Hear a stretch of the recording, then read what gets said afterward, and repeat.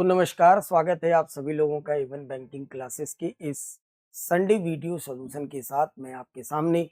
और सिलसिला हर Sunday even banking की तरफ से एक अच्छे माहौल में, एक अच्छे एटमॉस्फेयर के साथ, बिल्कुल टाइमली और पंक्चुअलिटी के साथ ऑफलाइन मॉक टेस्ट कंडक्ट कराया जाता है, जिसमें एक अच्छा खासे क्राउड के बीच बैठकर आप अपनी नॉलेज और अपनी जानकारी को जज कर पाते हैं और अपनी परफॉर्मेंस को रिजल्ट के बाद चेक कर पाते हैं कि आप किस दुनिया में टहल रहे हैं।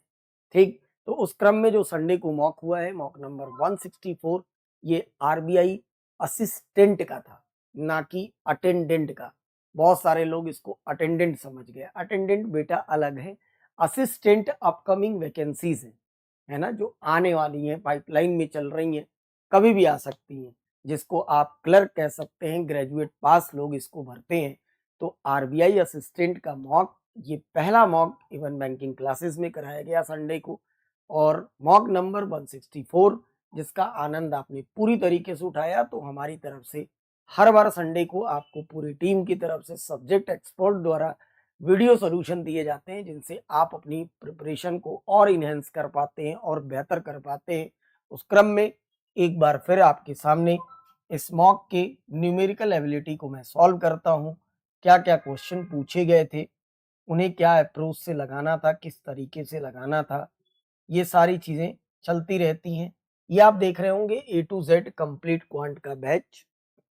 अगर आप बैंकिंग की प्रिपरेशन करना चाहते हैं और गणित से डर लगता है, आपको लगता है नहीं गणित तो मेरी बहुत कमजोर है, तो अगर गणित कमजोर है, आके पढ़ सकते हैं ऑफलाइन सेंटर, तो बहुत अच्छी बात है। इंदौर भंवरकुआं में इवन बैंकिंग क्लासेस आप आके पढ़ सकते हैं। और अगर आके नहीं पढ़ सकते, आप भारत के किसी कोने से इस वीडियो को देख रहे हैं और गणित से आपको डर लगता है, तो मैं डंके की चोट पे इस बात को कह सकता हूँ, गणित से अगर डर लगता है, वाकई लगता है, तो आप ए टू जेड कंप्लीट क्वांट का बैच एप्लीकेशन यानी ऐप पे पड़ा हुआ है, प्ले स्टोर से आप डाउनलोड करके इस बैच को परचेज कर सकते हैं 999 रुपीज में। और आप गणित को पढ़ के देखिए, एक बार पढ़िए, गणित का डर खत्म हो जाएगा, ये गारंटी है इस बात की। तो अगर आप मैथ्स को चाहते हैं, बिल्कुल जीरो लेवल से पढ़ना चाहते हैं, अच्छे से अप्रोच सीखना चाहते हैं, पढ़ाने का मेरा क्या तरीका है और क्या लगाने का अप्रोच है, आप ये टेस्ट की वीडियो से आप देख सकते हैं। तो आप इस बैच को परचेज कर सकते हैं। उसके बाद इस मॉक टेस्ट में आपको एक चीज ये दिख रही होगी, संडे के सिकंदर 140 164 का मैं सोल्यूशन कर रहा हूँ, और ये लास्ट संडे के 18 जनवरी को जो 163 नंबर का मॉक हुआ है, उसके ये हमारे विजेता हैं। जो फर्स्ट प्लेस पे स्पर्श जैन है, और सेकंड पे रोहित है, थर्ड पे वैदिक गौतम है ना। तो बेहतर परफॉर्म करने वाले को कुछ इस तरीके से नवाजा जाता है। और चलते हैं अपने न्यूमेरिकल एबिलिटी के सेक्शन में। 66 नंबर से न्यूमेरिकल एबिलिटी यहाँ से स्टार्ट हुई थी। जो लोग मॉक दिए हैं, वो अपने पेपर को खोल के बैठ के आप इसको देख सकते हैं। यहाँ पे ये क्वाड्रेटिक इक्वेशन आपको दिख रहा होगा। क्वाड्रेटिक इक्वेशन आप खुद ही कर लेते हैं, मुझे नई जरूरत लगती इनको बताने की। जो इंपॉर्टेंट चीजें होती हैं वो मैं हमेशा बताता हूँ। क्वाड्रेटिक इक्वेशन के बाद 71 से लेकर 75 पे आपको ये एक प्यारी सी डीआई दिख रही होगी। डीआई के लिए मैं हमेशा आपसे कहता हूँ, बेटा डीआई क्लर्क की हो, पीओ की हो, प्री की हो, मेंस की हो, डीआई के इंस्ट्रक्शन को बड़ा करिए, डीआई इजी हो जाती है। क्या लिखा है इंस्ट्रक्शन में कि read the information carefully and answer the question, ये लिखा हुआ है। कह रहा है the table given below show the total number of account open for 4 different branches A B C and D in 4 different months. 4 महीने दिए गए हैं। अगर आप गौर से देखेंगे तो ये एक टेबल बेस्ड डीआई है, जो 4 महीने है, जनवरी है, फरवरी है, मार्च है, अप्रैल है, ये 4 महीने हैं। और 4 महीने के साथ ये ब्रांच के नेम दिए हुए हैं, ए ब्रांच, बी ब्रांच, सी ब्रांच और डी ब्रांच। ये 4 ब्रांच हैं और 4 महीने हैं। किस ब्रांच में कितने अकाउंट ओपन किए गए हैं, ये ऐसा कुछ इसमें लिखा हुआ है। यानी मुझे ग्राफ को कोई भी डिकोड नहीं करना है, डायरेक्ट क्वेश्चन लगाना है। और बड़ा हलवा पेपर होता है आरबीआई असिस्टेंट का, वो बिल्कुल टफ नहीं होता, बहुत हलवा और हलवा ही पेपर है ये। ये जो मॉक आप देख रहे हैं एकदम हलवा है। मैं इसके छोटे से 2 सवाल बता दूं, ताकि आपको आइडिया लग जाए कि इसको करना क्या है। जो नन्हे मुन्ने बच्चे हैं, इसको कोई भी कर सकता है, चाहे आपकी गणित कितनी भी कमजोर हो, कितनी भी अच्छी हो, कोई भी बना सकता है। कह रहा है इन ब्रांच एक्स। अब आप कहोगे सर ब्रांच है ही नहीं एक्स, मैंने हमेशा कहा है डीआई इसी चीज के लिए फेमस है, एक सवाल हमेशा आउटर रहता है। ब्रांच हमारे पास ABCD थी, लेकिन बात कर रहा है एक्स की, तो कहीं से कनेक्ट करके निकालना होगा। कह रहा है एक्स की जो टोटल अकाउंट ओपन है मंथ ऑफ मार्च में वो 25% ज्यादा है किससे, जो अकाउंट खोले गए हैं डी मंथ में अप्रैल के। डी मंथ अप्रैल, डी ये लास्ट वाला कॉलम है, और अप्रैल अगर आप देखेंगे तो ये 16 दिख रहा है, अप्रैल ये 16 दिख रहा है, यानी 16 से 25% ज्यादा। 16 से 25% अगर ज्यादा करेंगे आप, क्वेश्चन कौन सा है, 71 नंबर। 16 है और 16 से 25% ज्यादा करना है, तो 16 का 25% निकालोगे तो 4 आएगा। 16 का 25% निकालोगे 4, और 16 में 4 जोड़ दोगे तो एक्स ब्रांच के जो अकाउंट ओपन किए गए हैं वो मिल जाएंगे कितने, 20। अब इसने कहा कि इसके साथ आप फाइंड द सम बता दीजिए। Account open x month of March, यानी इसी की बात कर रहा है 20, और number of account open by C month of February. C February, C वाला कॉलम ये है और फेब्रुवरी ये है, यानी 22 की बात कर रहा है, 12। तो हमें क्या करना है, 20 और 12 इन दोनों को जोड़ देना है, सीधा सा आंसर बन गया 32। बस इतना सा काम है, ऐसा ही होगा, बिल्कुल हलवा सा पेपर है, कोई टास्क नहीं है, कोई बड़ा काम नहीं है, बहुत आसान, बहुत आसान, बिल्कुल मुश्किल नहीं। आगे बढ़ते हैं, आगे बढ़ते हैं। क्वेश्चन नंबर 72 देखिए, हलवा है, आप बना डालेंगे, वो तो बस एक क्रम है जो चला आ रहा है। मुझे इसका सोल्यूशन सही बताऊं तो करना ही नहीं चाहिए, लेकिन करने का रीजन ये है कि जो अभी छोटे मोटे बच्चे होते हैं कोचिंग में, अभी शुरुआत करते हैं सीखने के लिए, तो उन्हें भी इन छोटी चीजों की आवश्यकताएं पड़ती हैं, इसलिए उन्हें बताना पड़ता है। कह रहा है रेशियो बताइए, number of account open A and B together in January. January A and B together, 72 number question.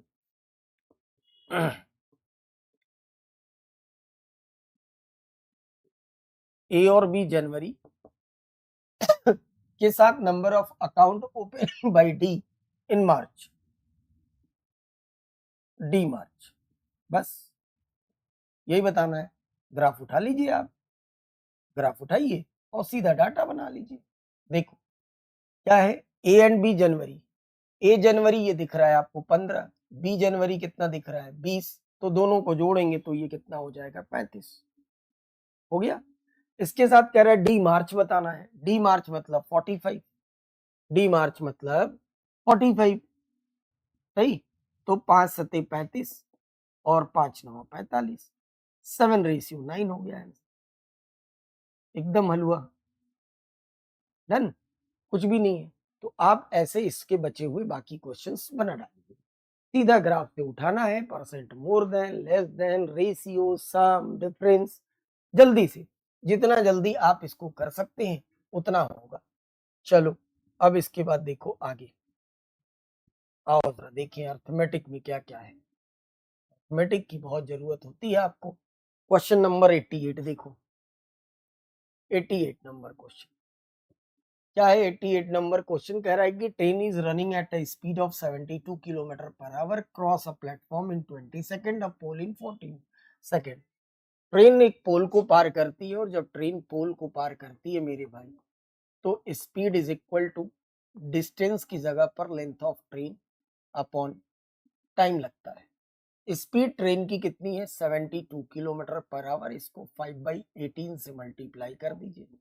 Length of train हमें हमारे पास पता नहीं है, लेंथ ऑफ ट्रेन पता नहीं है, तो यहाँ से निकल भी जाएगी। पोल को पार करने में 14 सेकंड लगते हैं, 18 चौके 72 होता है, 5 गुना के 10, यानी लेंथ ऑफ ट्रेन आ गया कितना, 140, 140 metre, this is length of train, right, 140 metre length of train. अब इसी ट्रेन ने किसको पार किया है, प्लेटफॉर्म को। प्लेटफॉर्म को पार करती है ट्रेन, तो speed is equal to distance की जगह पर लेंथ ऑफ ट्रेन और लेंथ ऑफ प्लेटफॉर्म दोनों रखते हैं, और नीचे हम लोग टाइम रखते हैं, तो स्पीड वही रहेगी जो लिखा हुआ है, 72 kilometre per our.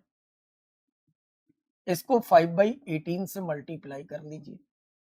Length of train आपको बहुत अच्छे से पता है कि लेंथ ऑफ ट्रेन दे रखा है कितना, 5 दूनी 18, चौके 72, 5 चौके 20, तो 14 दूना 28 हो जाएगा। यहाँ पे माफ करिएगा, ये जो होगा 5 चौके 20, 14 दूना 28, मतलब ये हो जाएगा 280, 280 मीटर। लेंथ ऑफ ट्रेन कितना हो जाएगा 280 मीटर। लेंथ ऑफ प्लेटफॉर्म हमें निकालना है और प्लेटफॉर्म को पार करने में 20 सेकंड लगते, तो 18 चौक के 72, 5 चौक के 20 20 मतलब ये 400 और this is 280 length of platform. तो लेंथ ऑफ प्लेटफॉर्म की वैल्यू 120। डन, बस खत्म हो गया। क्या ही बचा इसमें। क्वेश्चन नंबर 89 देखो।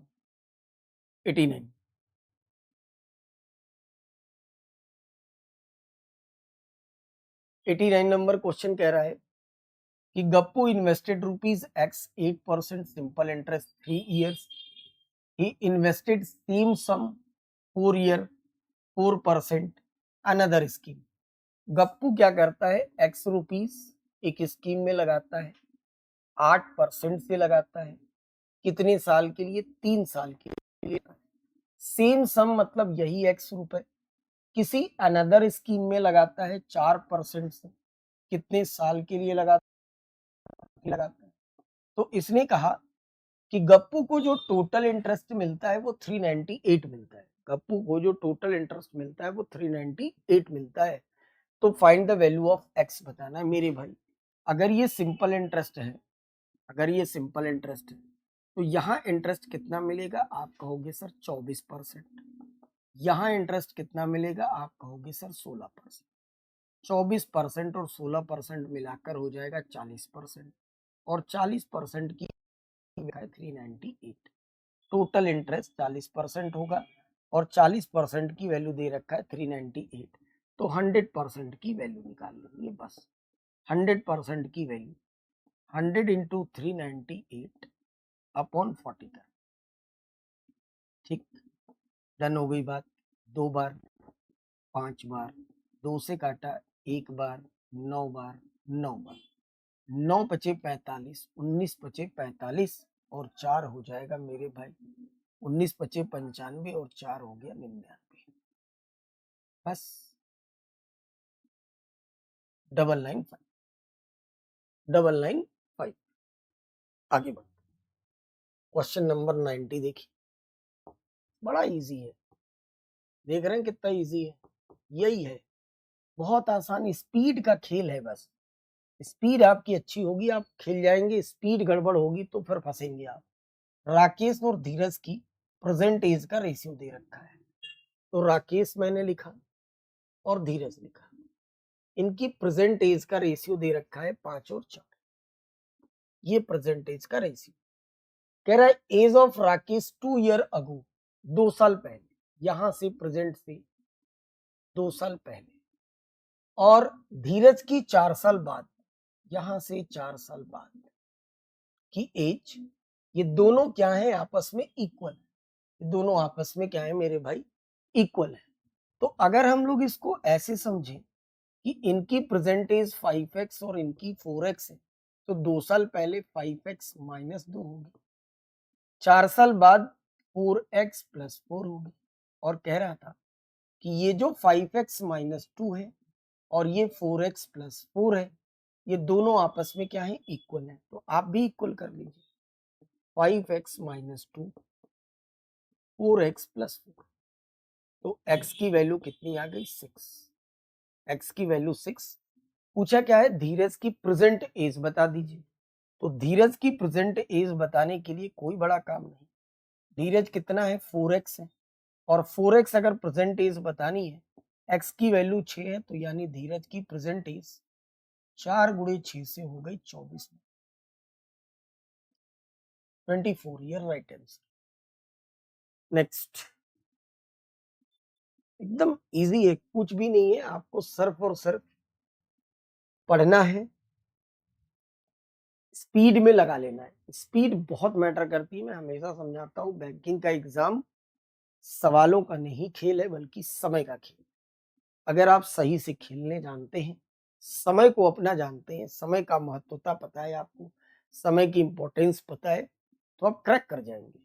आप केवल ज्ञान के चक्कर में पड़ेंगे कि मेरे पास ज्ञान नहीं आ रहा है, मुझे कुछ नहीं आता है, तो क्रैक करना मुश्किल होता है। आप देखो कितना इजी है, हलवा हलवा टाइप के सवाल है।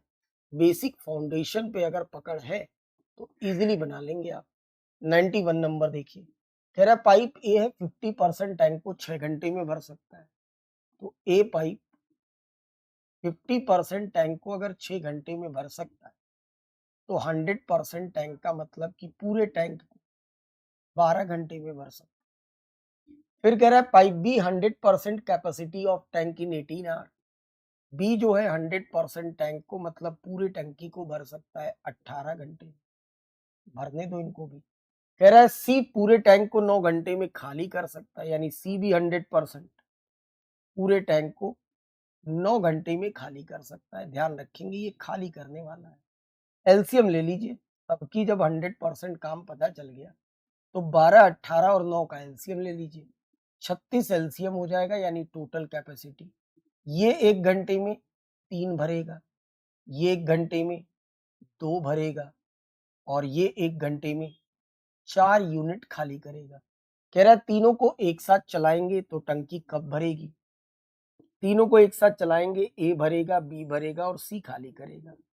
ए कितना भरेगा 3, बी कितना भरेगा 2 और 4 पानी बाहर हो जाएगा, यानी टंकी में 1 घंटे में पानी बचेगा 1 यूनिट।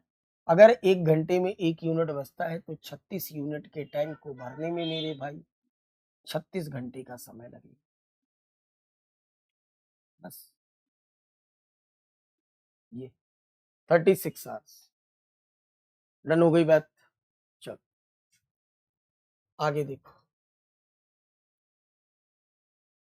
बहुत ही इजी, कुछ भी नहीं करना, एकदम इजी इजी क्वेश्चंस है। 92 नंबर क्वेश्चन देखिए जरा।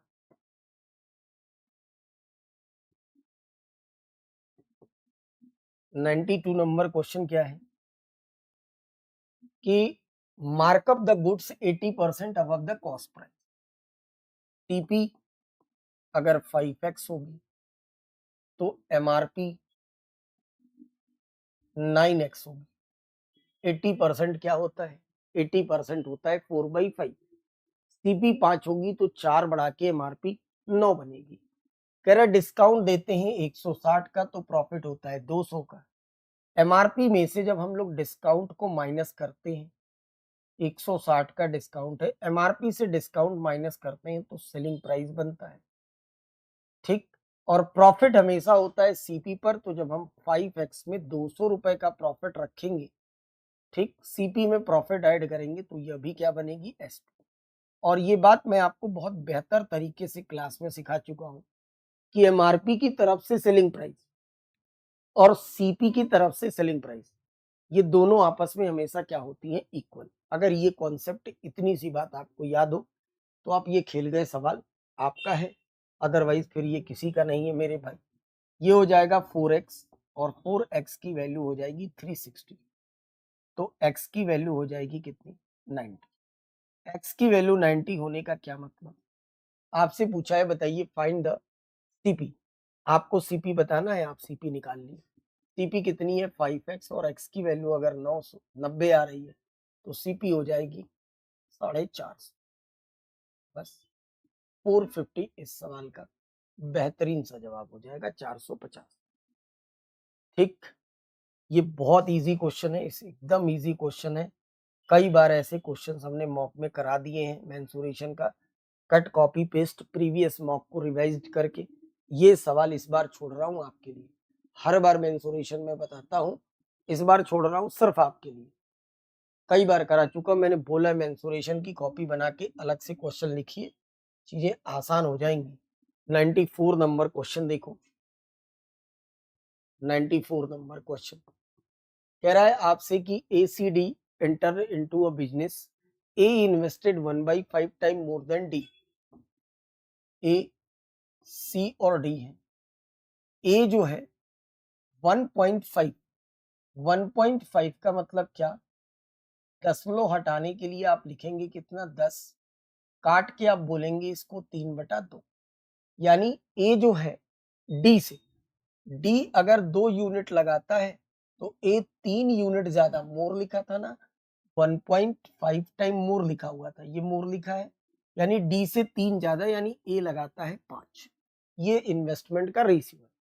कह रहा है सी जो है वो 20% of the amount invested by A, A जितना इन्वेस्टमेंट करता है इसका ये 20%, 20% मतलब 1/5, मतलब 1/5, और 5 का 1/5 कितना होगा, 1 हो गई ये बात। 5, 1 और 2, ये इन्वेस्टमेंट बन गया। अब उसने कहा ईयर का जो टोटल प्रॉफिट है वो कितना है, 2400 है। तो डी का बता दीजिए। टोटल प्रॉफिट मतलब 5, 6, 2, 8, 8 यूनिट की वैल्यू कितनी है, 24। एक यूनिट कितना होगा मेरे पास, 300। अगर एक यूनिट 300 हो रहा है तो डी डी का प्रॉफिट बताना है, 2 यूनिट की वैल्यू कितनी होगी, 300 से मल्टीप्लाई कर दी। अब इससे भी हलवा सवाल थोड़ी हो सकता है, इससे हलवा क्वेश्चन नहीं हो सकता, मानिए इस बात को। सबसे इजी क्वेश्चन है, एकदम हलवा टाइप के, कुछ भी नहीं है। क्वेश्चन नंबर 95 देखो, 95 नंबर क्वेश्चन क्या है। 95 कह रहा है ratio of down stream speed and up stream speed 3 और 1 है। डाउन स्ट्रीम स्पीड और अप स्ट्रीम स्पीड का रेशियो अगर 3 और 1 है तो कोई भी इंसान कह सकता है स्टिल वाटर कैसे निकालते हैं, डाउन स्ट्रीम अप स्ट्रीम जोड़ के 2 की भाग कर देते हैं। तो 3 और 1 जोड़ोगे, 2 का डिवीजन करोगे तो कितना होगा, 4/2 मतलब 2 होगा। साथ ही आप करंट भी निकाल सकते हैं, कैसे, डाउन स्ट्रीम में से अप स्ट्रीम माइनस करिए, 3 में से 1 माइनस करिए, 2 आएगा, डिवाइडेड बाई 2 करिए, 1 आएगा। सब सिखा रखा है फाउंडेशन की कॉपी में। अजनबी की तरह मेरी तरफ गौर करके घूर के न देखा करो, सिखा रखा है। कह रहा है time taken by boat to cover 144 kilometre downstream in 8 hours. अगर नाव को डाउन स्ट्रीम में 144 किलोमीटर जाने में 8 आवर्स लगते हैं, मतलब डाउन स्ट्रीम स्पीड कितनी हो गई, 18 किलोमीटर पर आवर। कह रहा है बताइए कितना समय लगेगा सेम डिस्टेंस को स्टिल वाटर में कवर करने में। जनाब अगर डाउन स्ट्रीम की स्पीड आपको पता है, यानी 3 unit 18 kilometre per our, 1 unit 6 kilometre per our, तो स्टिल वाटर स्पीड नाव की 2 यूनिट 6 से मल्टीप्लाई करेंगे, 2 यूनिट की वैल्यू हो जाएगी 12 किलोमीटर पर आवर। अगर 12 किलोमीटर पर आवर की स्पीड से सेम डिस्टेंस का मतलब 144 किलोमीटर, सेम डिस्टेंस मतलब 144 किलोमीटर की दूरी को किसी को 12 की स्पीड से अगर तय करना है, तो कोरिया का भी बच्चा इस बात को बता सकता है कि सर 12 घंटे लगते हैं। कितने घंटे लगते हैं, 12 घंटे। डन हो गई बात। खींच के लगाना बहुत ही आसान। क्वेश्चन नंबर 96 देखो, 96 नंबर क्वेश्चन देखिए। कह रहा है 96 नंबर क्वेश्चन की 4 man and 6 women can complete 150% of work in 12 days. 4 आदमी 6 महिलाएं, ठीक, कितने दिन में, 12 दिन में 150% वर्क को कंप्लीट करती है। This is m1d1 upon m1d1 h1 upon w1 is equal to m2d2 h2 upon w2।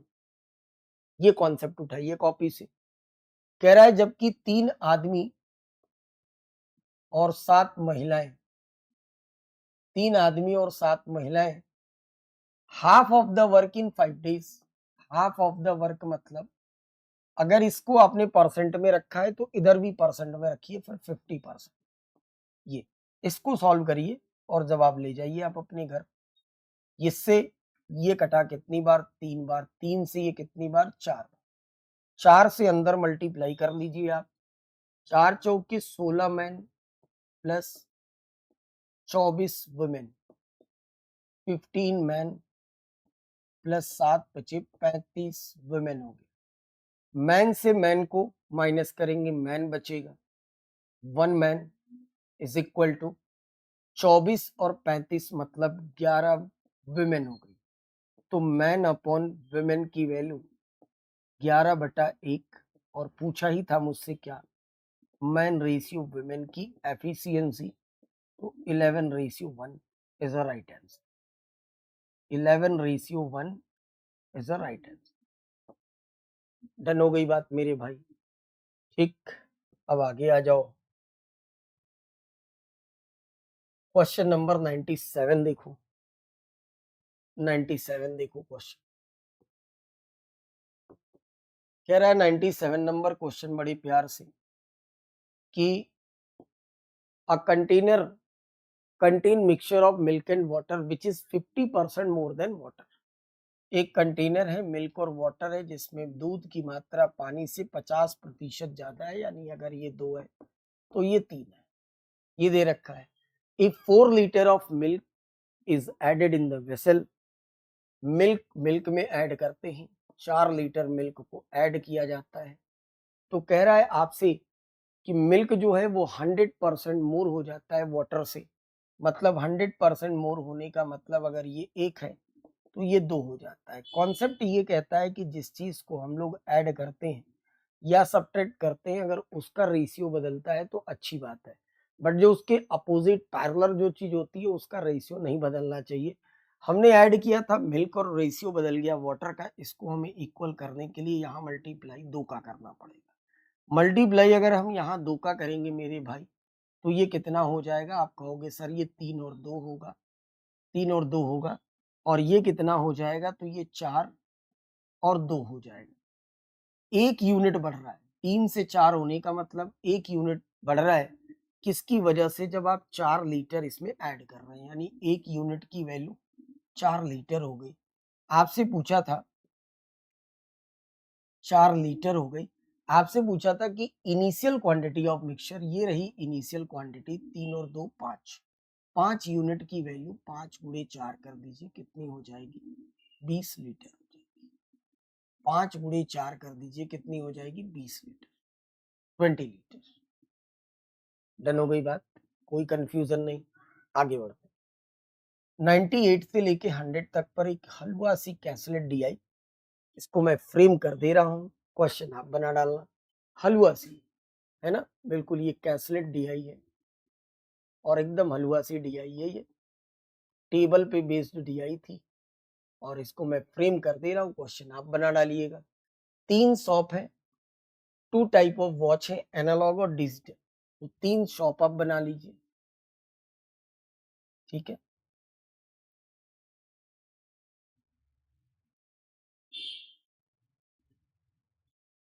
ये 3 शॉप मैंने बना ली, ए बी और सी। ठीक, ये 3 शॉप और 2 तरीके की मेरे पास वॉचेस हैं, एनालॉग वॉच है और डिजिटल। एनालॉग और डिजिटल, ये 2 वॉच हैं।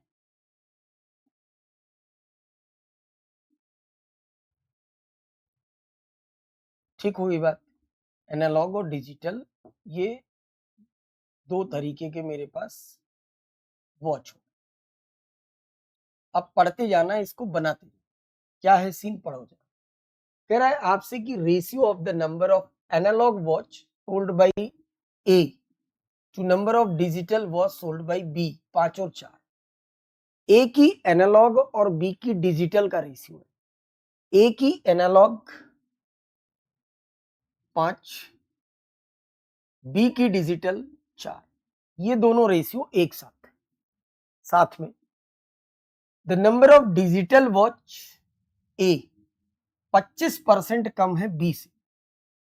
ए की जो डिजिटल वॉच है बी से 25% कम है, इससे ये 25% कम है।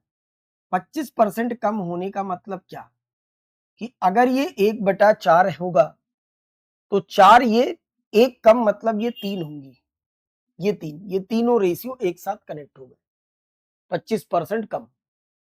आगे देखो, कह रहा है number of digital watch sold by C 40% more than that of analogue C. जो सी की डिजिटल वॉच है वो 40% ज्यादा है सी की एनालॉग से। सी की डिजिटल, ये सी की डिजिटल एनालॉग से 40% ज्यादा है, और 40% होता है 2/5, मतलब अगर ये 5 है तो ये 7 है। ये दोनों रेशियो आपस में यहाँ कनेक्ट है। Number of analogue watch B30 which is 25%, B की एनालॉग 30 है, ठीक है। बी की एनालॉग अगर 30 है, ये 30 है, और ये जो 30 है ये कह रहा है कि ये 25% कम है। Digital was sold by him, इसी की डिजिटल से ये, यानी जो एनालॉग आपको 30 दिया है वो डिजिटल से ये 25% कम है। 25% का मतलब आप कहोगे सर मतलब ये 4 हैं डिजिटल तो ये 3 है। अगर 3 बराबर 30 होगा तो 4 बराबर 40 होगा, यानी डिजिटल वॉच की संख्या कितनी हो गई? 40। 40 हो गई। अब अगर ये 40 हो गई मेरे भाई, तो 4 यूनिट की वैल्यू 40 है, 1 यूनिट 10 होगा। तो इसी से ये कनेक्ट है, ये 30 हो जाएगा, और इसी से ये रेशियो कनेक्ट है, ये 50 हो जाएगा। जो भी रेशियो जिससे कनेक्ट होते हैं उनमें से किसी एक रेशियो की भी वैल्यू अगर पता चल जाती है तो जितने रेशियो कनेक्ट होते हैं सारे रेशियो की वैल्यू आराम से निकल जाती है। अब इसके बाद देखो, कह रहा है आपसे कि total digital was sold by all shop 140। Total digital जो है वो 140 है, ठीक। टोटल डिजिटल मतलब इन तीनों कॉलम का सम यहाँ कितना है? ये 140 है, ये 140 है, तीनों का सम। अच्छा मुझे बताइए, ये 30 है, ये 40 है, तो 70 तो यही हो गई। अगर 70 ये हो गई मतलब ये भी 70 होगी। 7 यूनिट आपको 70 मिला। अगर 7 यूनिट 70 मिला तो 1 यूनिट कितना? 10 होने से ये दोनों रेशियो एक साथ कनेक्ट थे तो ये कितने हो गए? 50। बन गई टेबल? बन गई। ये सारा डाटा बन गया अपने पास। देखो ये 50, ये 30, ये 40, ये 70, ये 50, ये 30, और इन तीनों का सम ये 140, ये 140, इन तीनों का सम 50, 50, 30, 130, 130 बन गया। बस हो गया सॉल्व, हो गया। अब इस पे जो बेस्ड क्वेश्चन है वो आप लगा डालिएगा। हलवा टाइप के क्वेश्चन है, 98 से 99, मतलब 3 सवाल होंगे, 98, 99, 100। सीधा सीधा इस ग्राफ से उठाइएगा और निकाल लीजिएगा। तो बिल्कुल हल्का सा मॉक रहा, एकदम आराम से लगाना था, इसको स्पीड में लगाना था और ज्यादा से ज्यादा मार्क्स पाने थे। तो मुलाकात वापस होगी आपकी अगले संडे की वीडियो सॉल्यूशन के साथ।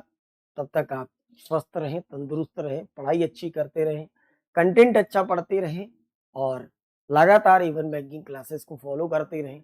बेहतर शिक्षा और बेहतर कंटेंट जीवन को बढ़िया बनाने के लिए आपके लिए इवन बैंकिंग क्लासेस हमेशा तैयार है। तो मुलाकात वापस होगी, तब तक के लिए आप सभी लोगों का बहुत बहुत धन्यवाद।